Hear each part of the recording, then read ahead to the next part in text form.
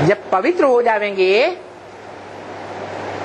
तो सूक्ष्म वतनवासी बन जावेंगे।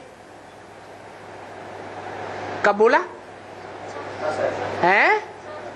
66 में बोला, 66 में बोला। पहले बोला जाता है, पहले मन में संकल्प आता है, फिर बोला जाता है, फिर प्रैक्टिकल कर्मेंद्रियों से किया जाता है। तो जितनी भी इंद्रियां हैं उनमें सबसे प्रबल इंद्रिय कौन सी है? मन। तो बोला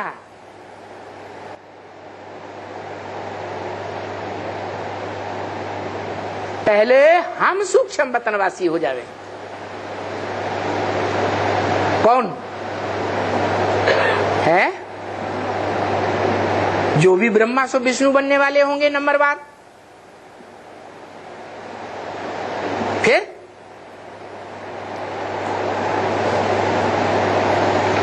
ब्रह्मा भी सूक्ष्म वतनवासी तो विष्णु भी सूक्ष्म वतनवासी, तो सबसे ऊंची पुरी में कौन वासी? शंकर भी सूक्ष्म वतनवासी। तो पहले सूक्ष्म वतनवासी कौन बनता होगा? अरे कौन बनता होगा? है? जो सबका बाप है, सभी मनुष्य सृष्टि का बाप है।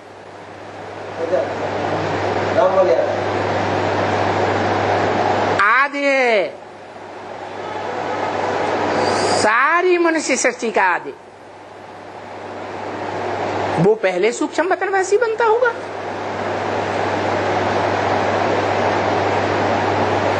तो कब से बना?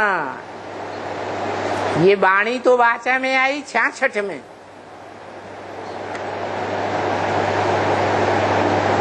वो आत्मा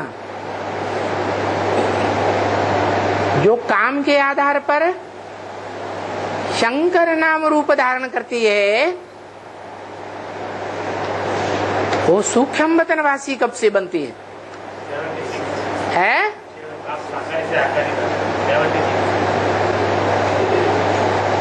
राम बाप, मुरली में बोला बाप साकारी से आकारी बना, आकारी से निराकारी बना। निराकारी मूल रूप है, तो कब बना? निराकारी कब बना? अरे अभी पिछली अव्यक्तवाणी आई है, उसमें बोला है 18 जनवरी स्मृति दिवस नहीं है। पहला स्मृति दिवस 5 दिसंबर है।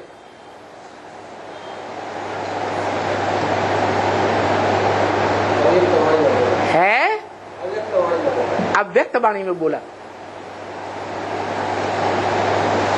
तो किस तरफ इशारा हुआ होगा? है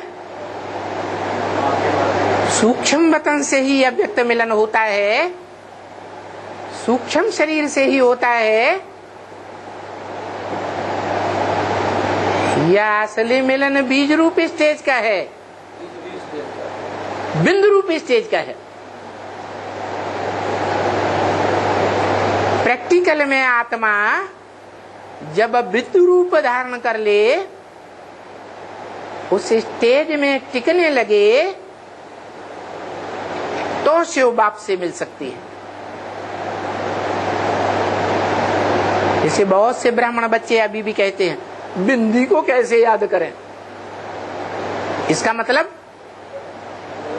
उनको ज्योति बिंदु याद ही नहीं आता। जैसे माँ को बच्चे का रूप याद आता है ना, ऐसे मनुष्य आत्माओं को जब तक आत्माओं के बाप का असली रूप ही याद नहीं आता तो आत्मिक स्मृति में टिका हुआ कहा जाए है? तो कौन सी आत्मा है जो पहले पहले आत्मिक इस रूप में टिकती है? राम वाली आत्मा टिकती है। जब आत्मिक रूप में टिकती है तो बाप से भी मिल सकती है।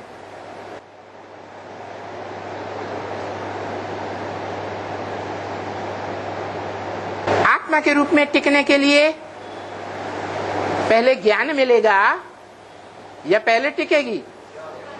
पहले ज्ञान मिलता है। तो बता दिया है ब्रह्मा मुख की वेदवाणी कहो मुरली कहो उसमें बता दिया है। तुम बच्चे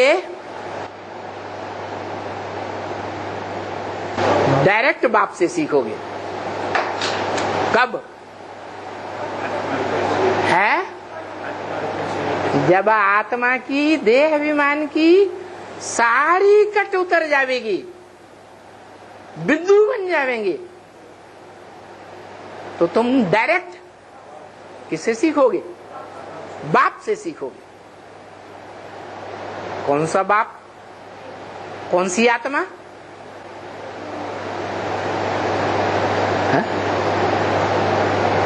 सिखाने वाला कौन सी आत्मा बाप के रूप में? अरे राम, हर बात में राम को ही पकड़ लिया। अरे राम बाप को सिखाने वाला कोई है या वो अपने आप सीख गया है? हाँ, शिव बाप पहले पहले राम वाली आत्मा के स्वरूप में जो बिंदु रूप स्टेज में टिक जाती है या टिकना सीख जाती है उससे मिलन मेला मनाती है। तो दोनों आत्माओं का अव्यक्त मिलन, पहला पहला अव्यक्त मिलन साबित होता है या नहीं साबित होता है? वो अव्यक्त मिलन बताया 5 दिसंबर है। क्या 18 जनवरी नहीं? जब दादा लेकर आज ब्रह्मा ने शरीर छोड़ा तो वो जा करके सीधा परमधाम वासी बाप से मिल गया।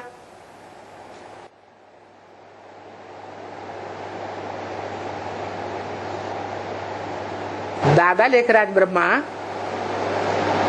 उनके लिए कहें कि उन्होंने देवभान को पूरा छोड़ दिया है।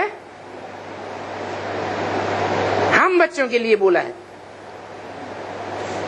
तुम बच्चों का अर्थात योगियों का कभी हार्ट फेल नहीं हो सकता।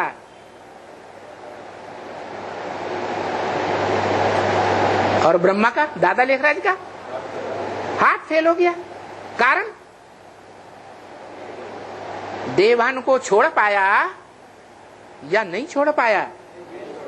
नहीं छोड़ पाया, इसलिए हार्ट फेल हो गया। जो बच्चे बिंदु रूप की स्टेज में टिक जाते हैं उनका देह अभिमान का कट उतर जाता है। इसलिए बोला तुम्हारी जब आत्मा की पूरी कट उतर जाएगी, कौन सी कट? देहभान की पूरी कट उतर जाएगी। देह माने मिट्टी, कट होती है, जंक लगती है ना, मिट्टी ही तो कहते हैं। वो कट जब पूरी उतर जाएगी तो तुम डायरेक्ट बाप से सीखोगे। तो डायरेक्ट बाप से सीखने वालों में अव्वल नंबर किसका हुआ? कौन होगा? है वही बाप जिसको परम ब्रह्म बोला है, जो सारी मनुष्य सृष्टि का पिता है, वो आत्मा ब्रह्मा के द्वारा जो दिया हुआ बेसिक ज्ञान है, उस बेसिक ज्ञान के बतौर अपने को ज्योतिविदु आत्मा मानकर प्रैक्टिस करते हुए ज्योतिबिंदु स्वरूप में पहले टिकता है। और जब उस रूप में टिकता है तो बाप का क्या डायरेक्शन है? अपन को आत्मा समझकर फिर बाप को याद करो। मैं आत्मा ज्योतिबिंदु, मेरा बाप भी ज्योतिबिंदु। तो तुम बच्चे जितना मुझे याद करते हो ओरिजिनल रूप में, उतना मैं तुम्हारे साथ हूं। तो जो बताया कि हम पवित्र हो जावेंगे, मना देह की कट, देह भान की कट उतर जावेगी, तो फिर तुम सूक्ष्म वतनवासी हो जावे। क्या? कहां के वासी? सूक्ष्म वतनवासी का मतलब जैसे ब्रह्मा ने शरीर छोड़ दिया, दादा लेखराज ने, ऐसे हो जाएंगे। क्या मतलब?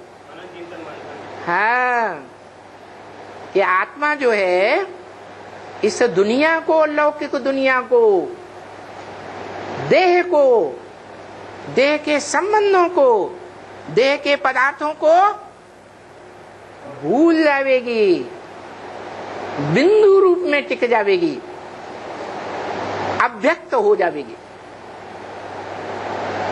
बिंदु रूप भी अव्यक्त